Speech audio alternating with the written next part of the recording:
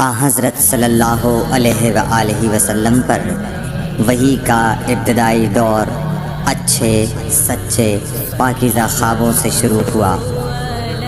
آپ خواب میں جو کچھ دیکھتے وہ صبح کی روشنی کی طرح صحیح اور سچا ثابت ہوتا۔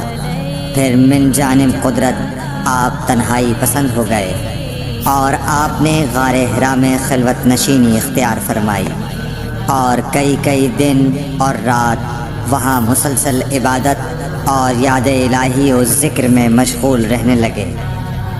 جب تک گھر آنے کو دل نہ چاہتا توشہ ہمراہ لیے ہوئے وہاں رہتے۔ توشہ ختم ہونے پر ہی اہلیہ محترمہ حضرت خدیجہ رضی اللہ تعالی عنہا کے پاس تشریف لاتے اور کچھ توشہ ہمراہ لے کر پھر وہاں جا کر خلوت گزین ہو جاتے۔ یہی طریقہ جاری رہا یہاں تک کہ آپ پر حق منکشف ہو گیا اور آپ غار حرا ہی میں قیام پذیر تھے کہ اچانک حضرت جبرائیل علیہ السلام آپ کے پاس حاضر ہوئے اور کہنے لگے کہ اے محمد پڑھو۔ آپ فرماتے ہیں کہ میں نے کہا کہ میں پڑھنا نہیں جانتا۔ آپ صلی اللہ علیہ وسلم فرماتے ہیں کہ فرشتے نے مجھے پکڑ کر اتنے زور سے بھینچا کہ میری طاقت جواب دے گئی۔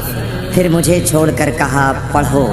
میں نے پھر وہی جواب دیا کہ میں پڑھا ہوا نہیں ہوں۔ اس فرشتے نے مجھ کو نہایت ہی زور سے بھینچا کہ مجھ کو سخت تکلیف محسوس ہوئی۔ پھر اس نے کہا کہ پڑھ۔ میں نے کہا میں پڑھا ہوا نہیں ہوں۔ فرشتے نے تیسری بار مجھ کو پکڑا اور تیسری مرتبہ پھر مجھ کو بھینچا۔ پھر مجھے چھوڑ دیا اور کہنے لگا کہ پڑھو اپنے رب کے نام کی مدد سے جس نے پیدا کیا اور انسان کو خون کی پھٹکی سے بنایا۔ پڑھو اور آپ کا رب بہت ہی مہربانیاں کرنے والا ہے۔ بس یہی آیتیں آپ حضرت جبرائیل علیہ السلام سے سن کر اس حال میں غار حرا سے واپس ہوئے کہ آپ کا دل اس انوکھے واقعے سے کانپ رہا تھا۔ آپ حضرت خدیجہ کے ہاں تشریف لائے اور فرمایا کہ مجھے کمبل اوڑھا دو، مجھے کمبل اوڑھا دو۔ لوگوں نے آپ کو کمبل اوڑھا دیا۔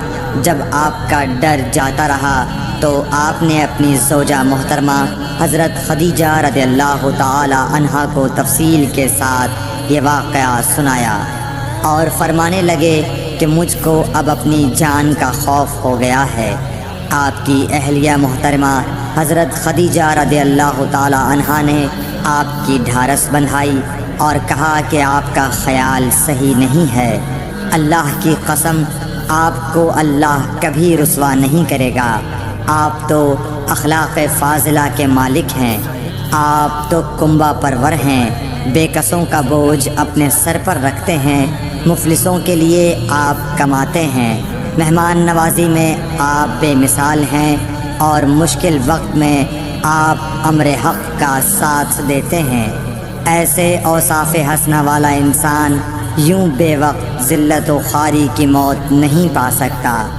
پھر مزید تسلی کے لیے حضرت خدیجہ رضی اللہ تعالی عنہا آپ کو ورقہ بن نوفل کے پاس لے گئیں جو ان کے چچا زاد بھائی تھے اور زمانہ جاہلیت میں نصرانی مذہب اختیار کر چکے تھے اور عبرانی زبان کے کاتب تھے۔ چنانچہ انجیل کو بھی حسب منشائے خداوندی عبرانی زبان میں لکھا کرتے تھے۔ انجیل سریانی زبان میں نازل ہوئی تھی، پھر اس کا ترجمہ عبرانی زبان میں ہوا۔ ورقہ اسی کو لکھتے تھے۔ وہ بہت بوڑھے ہو گئے تھے، یہاں تک کہ ان کی بینائی بھی رخصت ہو چکی تھی۔ حضرت خدیجہ رضی اللہ تعالی عنہا نے ان کے سامنے آپ کے حالات بیان کیے اور کہا کہ اے چچا زاد بھائی، اپنے بھتیجے محمد صلی اللہ علیہ وسلم کی زبانی ذرا ان کی کیفیت سن لیجئے۔ وہ بولے کہ بھتیجے آپ نے جو کچھ دیکھا ہے اس کی تفصیل سناؤ۔ چنانچہ آپ صلی اللہ علیہ وآلہ وسلم نے از اول تا آخر پورا واقعہ سنایا، جسے سن کر ورقہ بے اختیار ہو کر بول اٹھے کہ یہ تو وہی ناموس معزز رازدان فرشتہ ہے جسے اللہ نے حضرت موسیٰ علیہ السلام پر وحی دے کر بھیجا تھا۔ کاش میں آپ کے اس عہد نبوت کے شروع ہونے پر جواں عمر ہوتا، کاش میں اس وقت تک زندہ رہتا جب کہ آپ کی قوم آپ کو اس شہر سے نکال دے گی۔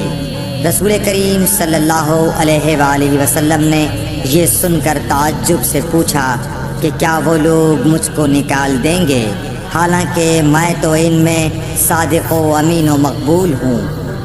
ورقہ بولا، ہاں یہ سب کچھ سچ ہے، مگر جو شخص بھی آپ کی طرح امر حق لے کر آیا لوگ اس کے دشمن ہی ہو گئے ہیں۔ اگر مجھے آپ کی نبوت کا وہ زمانہ مل جائے تو میں آپ کی پوری مدد کروں گا، مگر ورقہ کچھ دنوں کے بعد انتقال کر گئے، پھر کچھ عرصے تک وحی کی آمد موقوف رہی۔